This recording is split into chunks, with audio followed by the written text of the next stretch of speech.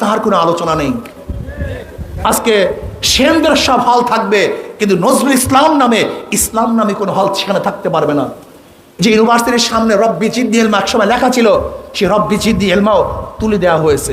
আজকে শিক্ষার অবস্থা কি দেখেছেন? আপনি দেখেছেন? আজকে প্রেম প্রীতি শিক্ষা দেওয়া হচ্ছে। হাত ধরিয়া কিভাবে বন্ধুর সাথে হাঁটবে সেটা বইয়ের মধ্যে লেখা হচ্ছে।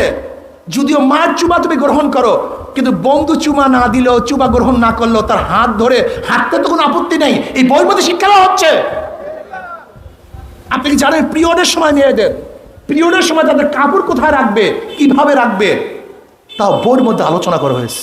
আপনি জানেন অবস্থাটা কি? গায়ের হলুদে কিভাবে নৃত্য করবে, কিভাবে ডান্স দিবে, কোমর কিভাবে ঢুলাবে, মাথা কিভাবে ঝাঁকাবে, তাও শিক্ষা দেওয়া হচ্ছে এবং প্র্যাকটিক্যাল। ইসলাম বলতে কিচ্ছু নেই। সব জায়গায় ইসলাম মুচার চক্রান্ত চলতেছে, ইসলামী ইতিহাস উঠে এলা হচ্ছে।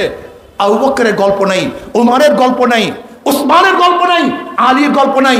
আমার নবীর যেখানে গল্প থাকবে না, ওই সমস্ত শিক্ষা সিলেবাস বাংলাদেশে আমরা চাই না, থাকতে দেব না ইনশাআল্লাহ।